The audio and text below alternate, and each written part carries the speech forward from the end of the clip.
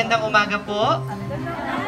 Maaari po bang pakibati ang inyong katabi ng isang magandang umaga kasabay ang isang napakalaking pagngiti sa inyong mga labi. At bilang pasimula po ng ating programa, inaanyayahan po ang lahat na magsitayo para po sa pambungad na panalangin na pangungunahan po ni Sister Nanette Paraiso. Kami po ay nagpupuri at nagpapasalamat. Nawa ang araw po na ito ay masundan pa po ng patuloy pa pong biyaya at pagpapala. Patuloy ka pong humipo ng mga taong may mabuting kalooban upang ang gawain ito, ang proyektong ito ng Diocese ng Cabanatuan nakalinga sa mga taong walang tahanan.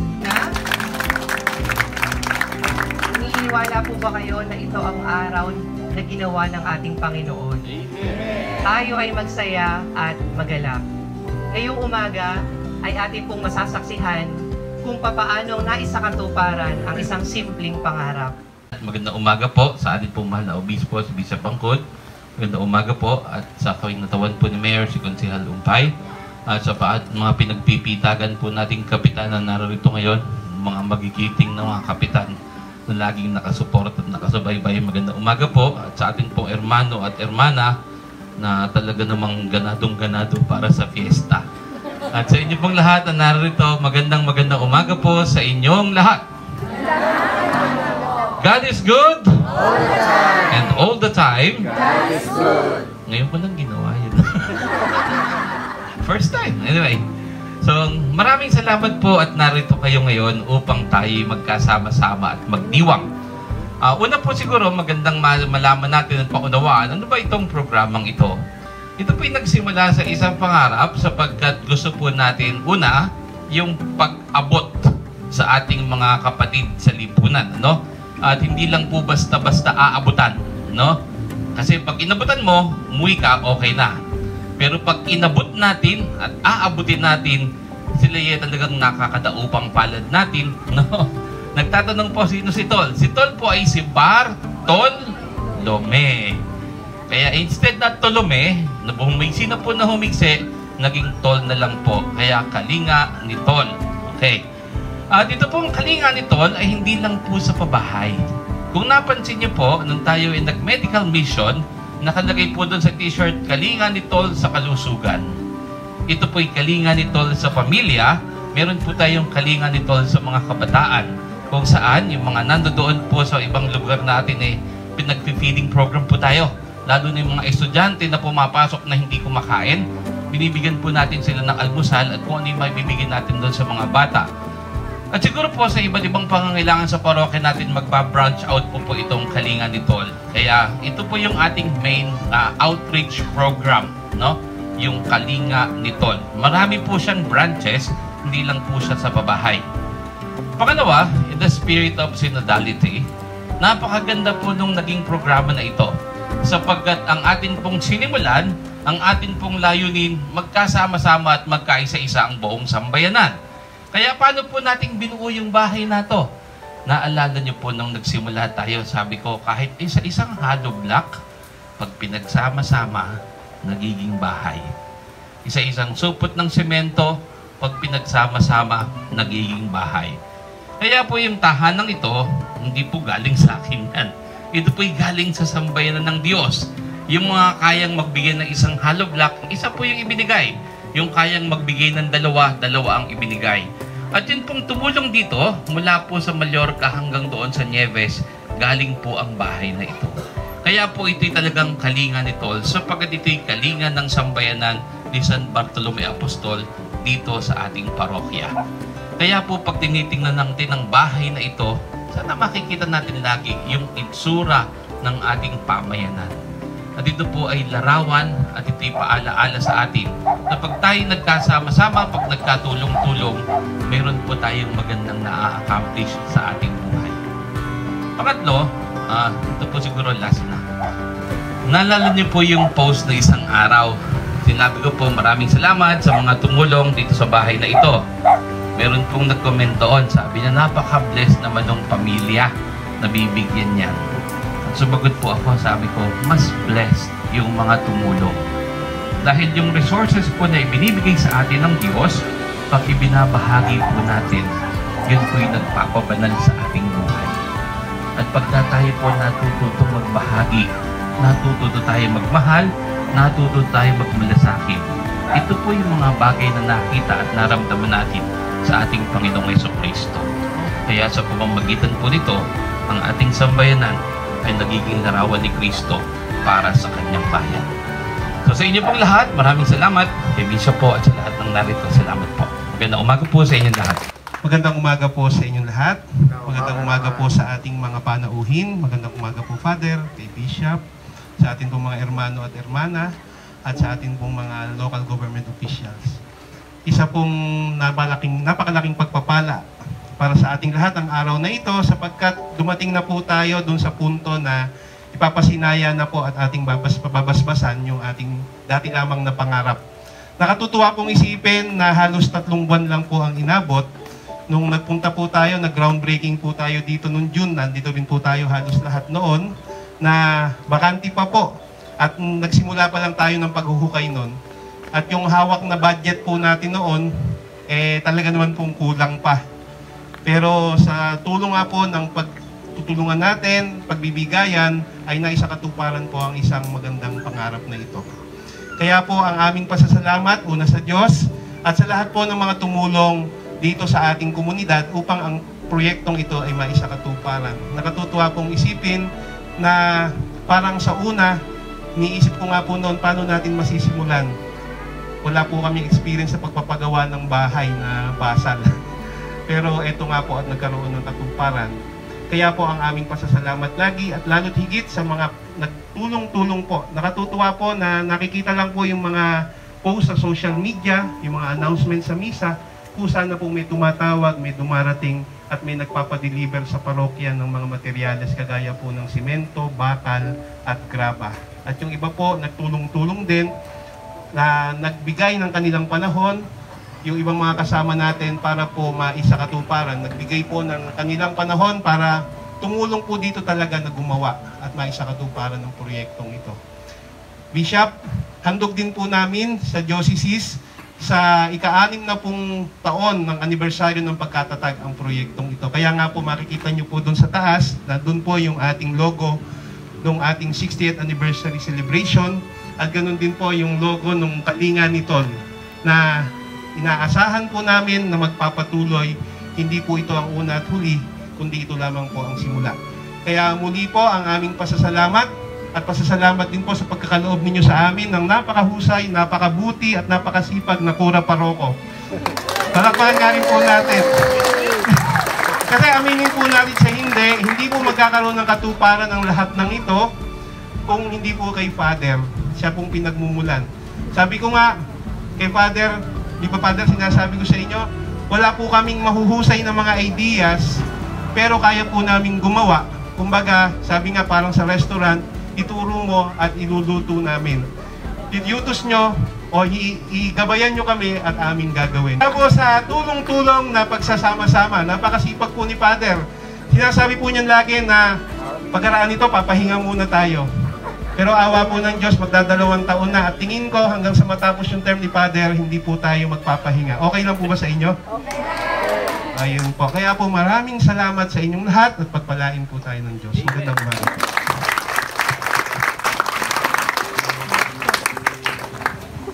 Thank you po.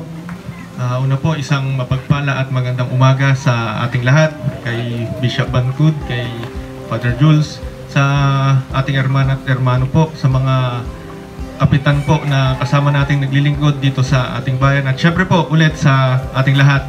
Isang magandang umaga po. Morning po. Morning po.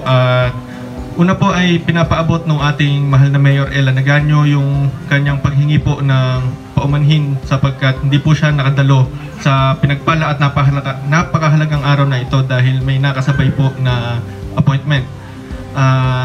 Kami naman po sa LGU ay nagpapasalamat at natutuwa una po siyempre sa ating Panginoon, sa ating pong diocese, sa ating parish, dahil po meron po tayong kababayan na nahandugan o nagkaroon po ng blessing na bahay.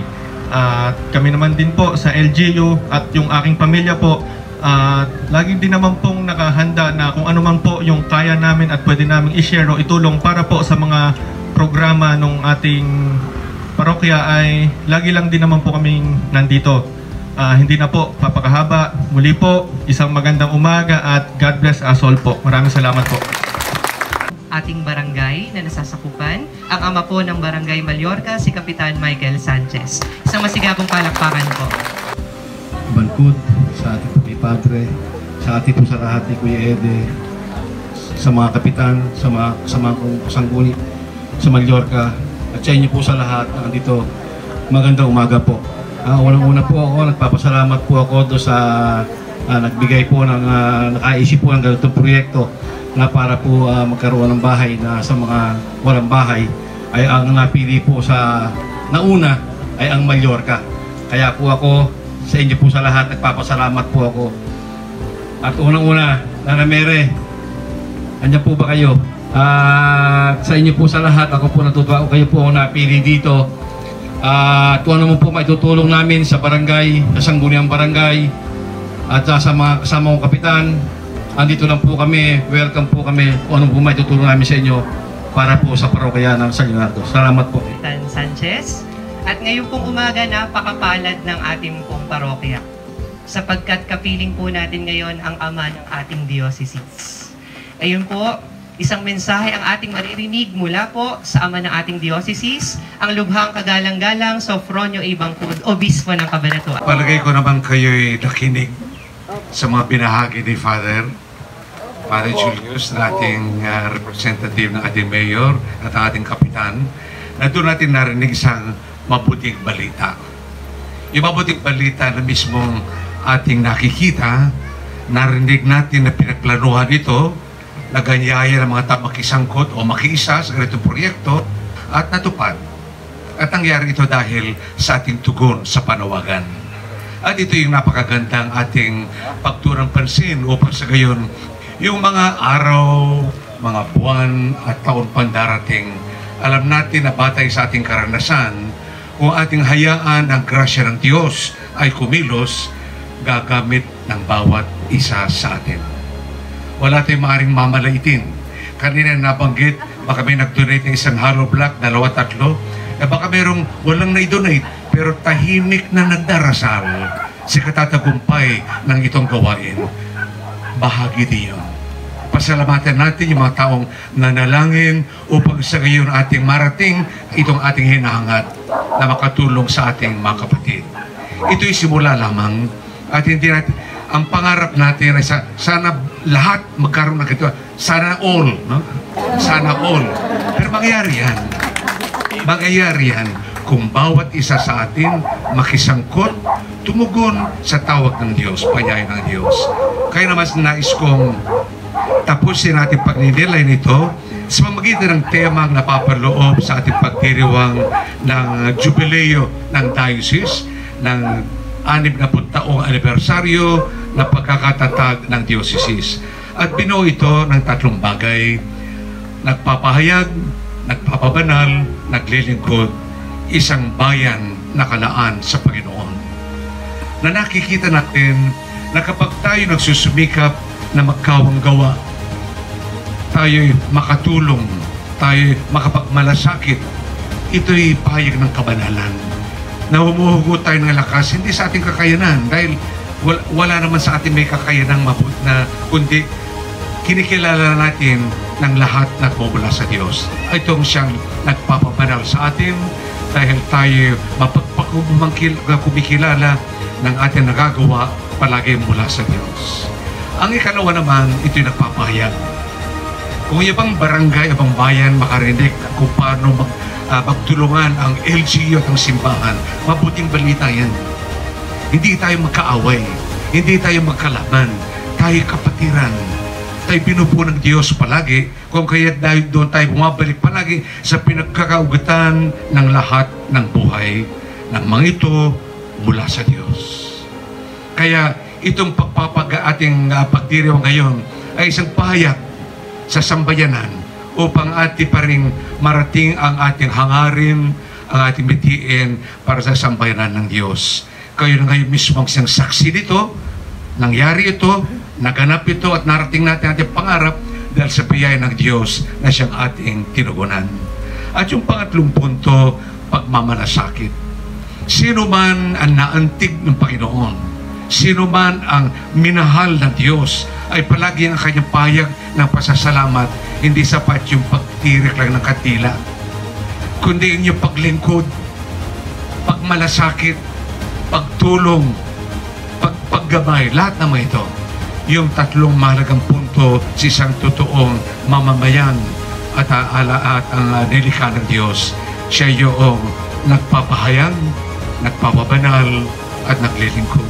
Kinikilala natin ng bawat pagkakataon at saan tayo naroroon, pagkakataon ito sa pagpapabanal, pagkakataon ito sa pagpapahayag, at pagkakataon ito sa paglilingkod. So muli, para sa ating lahat ang narito ngayon na nagpasinaya para sa ating blessing at turnover ng ating bahay. So, hindi ko sinasabi yung maswerte. Ang swerte, ano yan mapagpala. Alam mo yung swerte, game of chance. Swerte. Pero ito pag biyaya mula sa Diyos, kumikilos yan. Nakakarating sa tao dahil ginagamit ang bawat isa sa atin ng ating Panginoon. Amen. Amen. So maraming salamat, purihin ng Diyos, at kayo rin maraming salamat sa pamayanan ng ating parokya dito sa bayan na San Leonardo. Amen. Parokya ng San Bartolome. Po sa inyong lahat na nakarating po dito.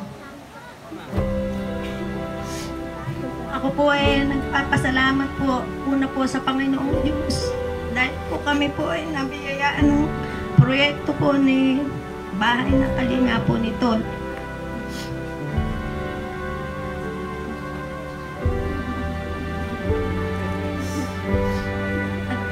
Nagpapasalamat din po kaming pamilya sa lahat po ng mga nag-sponsor po sa amin na para po mayari po itong proyekto po ni Father. At siya po ang ginawa pong instrumento ng Panginoon para po kami ay mabiyayaan po ng pabahay po na ito. Maraming salamat po sa lahat po ng tumulong po sa amin. Lalong-lalo na po rin kay Father, kay Bishop po na pumunta po dito. No? Maraming salamat po sa inyong lahat. Salamat po.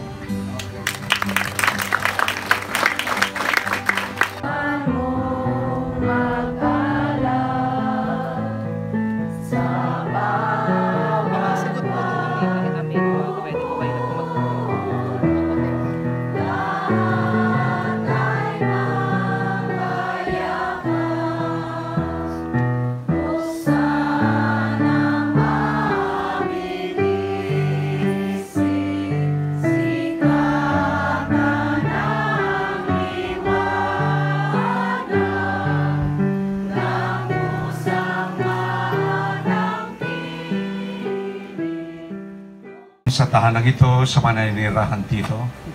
Mga kapatid, minarapat ng Diyos na tipurin tayong lahat sa pinagpalang okasyong ito. Babasbasan natin ang bahay nito ng kaloob ng kanyang sambayanan para sa kanyang pamilyang hinirang na pagkalooban. Sa kanya rin nagmula ang lahat ng ito at kanyang pinadaloy sa mabubuting puso ng mga Kristiyano. Ang lahat ng pinagdaluyan ay kanya namang pinabanal. Kaya't manalangin tayo sa Kanya na kalugdan ang ating gawain. Manalangin tayo. Ama naming makapangyarihan, iyong pinagkatiwala sa iyong sambayanan ang buong sanglilikha upang pangalagaan, palaguin at pagbungahin. Kalugdan mo ang lahat ng iyong tinipon dito sa araw na lugar na ito upang magpasalamat at magpuri sa iyo. Basbasan po ninyo ng inyong mapagpalang kamay ang lahat ng aming kaloob na pinagsama-sama upang mabuo at maitayo ang bahay na ito. Maging tandawan na ito ng paalala ng iyong kagandang loob sa lahat ng makatutunghay nito. Magbigay nawa ito ng inspirasyon ng kagandang loob para sa kanyang tao. Inihiling namin ito sa ngalan ni Kristo ang aming Panginoon kay Sarang Espiritu Santo magpa sa walang hanggan. Amen. Halina mga kapatid, na makinig tayo sa banal na salita ng Diyos, na makintal sa ating mga puso at diwa ang aral na naggabay na mag-anak sa kanilang buhay. Sumainyo ang Panginoon. Ang mabuting balita ng Panginoon ayon kay San Lucas. Sa iyo, Panginoon. Noong panahong iyon, pumasok si Jesus sa Jericho at naglakad sa kabayanan. Doon may isang mayamang puno ng mga publikano na nagngangalang Zaccheo, at pinagsikapan niyang makita si Jesus upang makilala kung sino ito. Ngunit siya ay napakapandak, at dahil sa dami ng tao, hindi niya makita si Jesus. Kaya't patakbo siyang nagpauna at umakyat sa isang puno ng sikmoro upang makita si Jesus na magdaraan doon. Pagdating ni Jesus sa dakong iyon, siya tumila at sinabi sa kanya, Zaccheo, bumahagad sapagkat kailangan kong tumuloy ngayon sa bahay mo. Nagmamadali siyang boba at tuwang-tuwang tinanggap si Jesus. Lahat ng nakakita dito ay nagbulong-bulungan. Nakikituloy siya sa isang makasalanan, wika nila.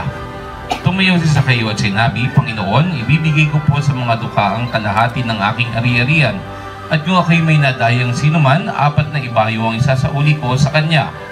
At sinabi sa kanya ni Jesus, ang kaligtasan ay dumating ngayon sa sambahayang ito. Di pilit na Abraham ang taong ito, sapagkat naparito ang anak ng tao upang hanapin at iligtas ang naligaw.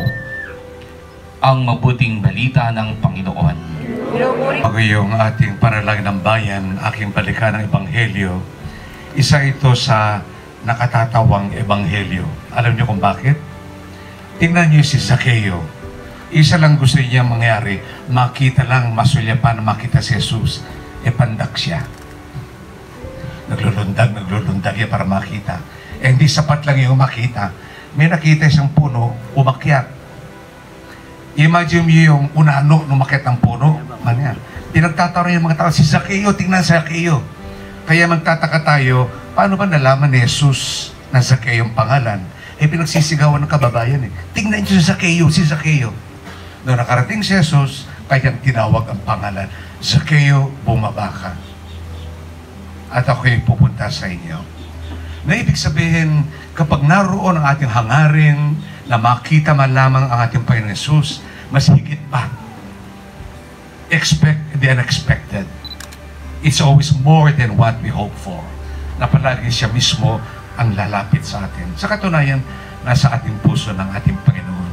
So ito ang nagbunsod sa atin upang sa pamagitan ng ating pagbabasbas nitong bagong bahay na ito, ang bawat isa sa atin na naging bahagi sa ganitong proyekto ay pagkaluban din na pagpapala ng ating Panginoon.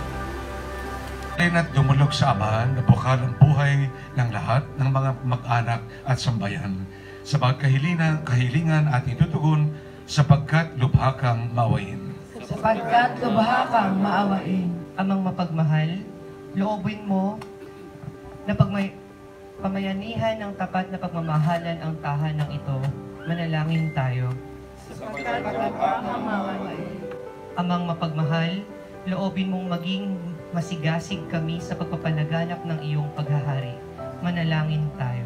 Sapagkat lubha kang maawain. Ama, sa iyong kagandang loob, ibinigay mo sa amin ang iyong buhay at pagmamahal. Tangkiligin mo ang iyong namimintuhong mga angkan. Yamang ikaw ang pinagmumulan ng kanilang mabuting pagsasamahan. Iniluluhog namin ito sa pamamagitan ni Kristo kasama ng Espiritu Santo magpasawalang hanggan. Amen. Upang sa paglagi rito ay kanilang madama ang ipagkupkup, upang sa paglabas dito ay kanilang makamit ang ipagtataguyod, at upang sa pagbalik dito ay kanilang mapaunlakan ang ipagpasok hanggang tanan ay sumapit sa iyong itinihandang tahanan sa maligayang pagpisa sa iyong Ama sa kalangitan, Hari ng aming nabubuhay kasama mo at ng Espiritu Santo magpasawalang hanggan. Amen.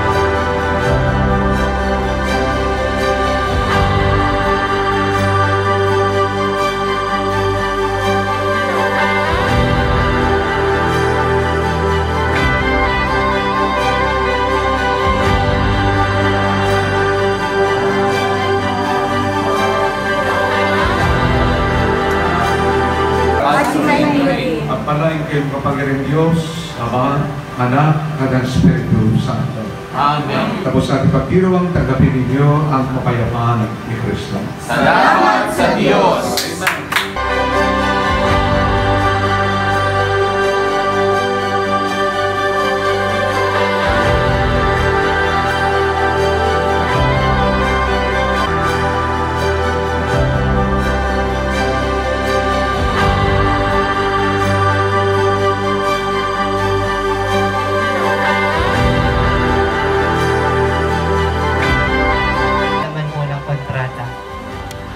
Kasulatan ng pagkakaloob, talastasin ng sino mang mga makakabasa nito. Ang kasulatan ng pagkakaloob na ito ay sinagawa sa pagitan ng sumusunod na partido. Ang Roman Catholic Diocese of Cabanatuan, na kinatawan ng lubhang kagalang-galang Obispo Sofronio A. Bangcud, SSSDD, na may tanggapan sa RCBCI Building del Pilar Street, Cabanatuan City, at dito ay kinikilalang nagkaloob or donor, at Nenita Santos Lacanilao, may sapat na gulang, Filipino at kasalukuyang naninirahan sa Purok 1, Barangay Mallorca, San Leonardo, Nueva Ecija, na dito ay kinikinalang pinagkalooban. Pagpapatunay, ang nagkaloob ay ang may-ari ng isang bahay na matatagpuan sa Barangay Mallorca, San Leonardo, Nueva Ecija, na nagawa sa pamamagitan ng proyekto na pinangunahan ng parokya ng San Bartolome, San Leonardo, Nueva Ecija, na pinangalan ng Kalinga ni Tol. Ang naturang proyekto ay naglalayon na ipadama ang kalinga ng Diyos sa mga mananampalataya sa pamamagitan ng pagkakaloob ng isang simple at maayos na tahanan para sa lubos na nangangailangan. Dahil sa nabanggit na layunin na nagkaloob, dito ay kanilang iginagawad, ibinibigay at inililipat sa pinagkalooban at sa kanyang mga kahalili at tagapagmana ang pag-aari at lahat ng karapatan na nasabing bahay, kasama na ang lahat ng mga gamit na nakapaloob doon. Kaming pinagkalooban ay tinatanggap namin ng buong kasiyahang loob ang pagkakaloob na ito, at sa pamamagitan nito ay kinikilala, pinahahalagahan at lubos na pinasasalamatan namin ang kagandahang loob at paglingap na ipinakita at ginawa ng nagkaloob.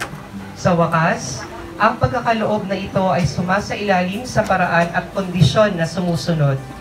Una, lubos na iingatan at aalagaan ng pinagkalooban ang bahay sa abot ng kanilang makakaya. Hindi ito maaaring iparenta sa iba o patirahin ang ibang tao na hindi miyembro ng kanyang pamilya.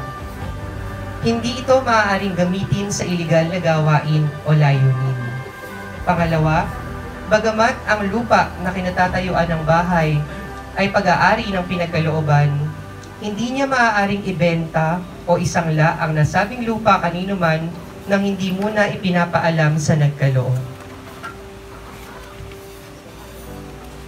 Kung sakali na kailanganin talagang ipagbili ang lupa sa makatuwirang dahilan, ibabalik ng pinagkalooban ang halaga na ginugol para sa pagpapatayo ng bahay. Sa katunayan ng lahat, nilagdaan namin ang kasulatang ito dito sa San Leonardo, Nueva Ecija ngayong 17 ng Agosto taong 2023 sa patibay ng dalawang saksing kaharap. The Roman Catholic Bishop of Cabanatuan by Bishop Sofronio A. Bangcud, SSSDD, nagkaloob, at Nenita S. Lacanilao, pinagkalooban. Ang mga saksi, Reverend Father Julius L. Belen and Ginang Silvia L. Muyon.